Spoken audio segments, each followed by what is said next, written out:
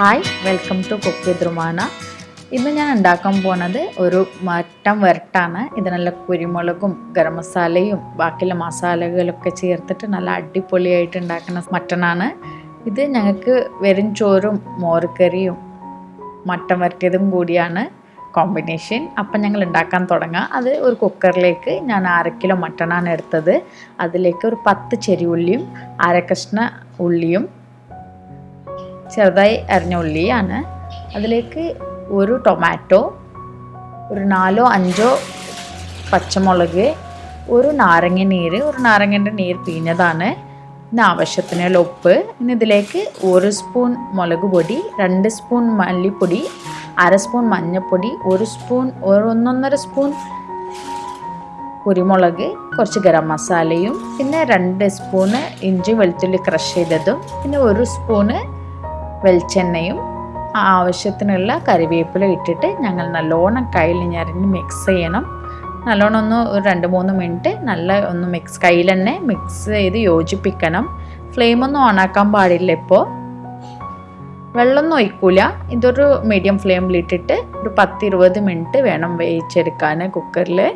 ഇത് നിങ്ങൾ കുക്കറിൽ ഏത് പാകമാണ് ആ പാകം മതി. ഇത് ഞങ്ങളിപ്പോൾ ഫ്രൈ ചെയ്യാൻ തുടങ്ങാം. അതിലേക്ക് ഞാൻ വെളിച്ചെണ്ണയാണ് എടുക്കുന്നത്. ഒരു 2 സ്പൂൺ മതി വെളിച്ചെണ്ണ.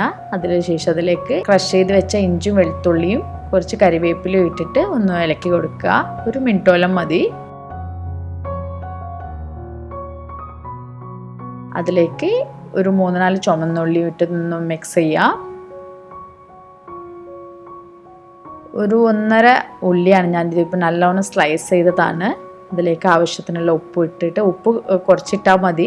ഓൾറെഡി മട്ടൺ വേവുമ്പോൾ ഞങ്ങൾ ഉപ്പിട്ടിട്ടുണ്ട്.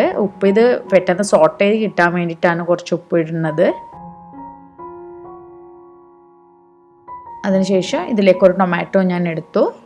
എന്നിട്ടിപ്പോൾ എല്ലാം കൂടി നല്ലോണം മിക്സ് ചെയ്യണം. നിങ്ങൾ പറ്റുവാണെങ്കിൽ മൺചട്ടി തന്നെ എടുക്കാൻ ശ്രമിക്കുക. നാട്ടിലുള്ളവരാണെങ്കിൽ അടുപ്പിൽ തന്നെ ഉണ്ടാക്കാൻ ശ്രമിക്കുക. അതാണ് നല്ല ടേസ്റ്റ്.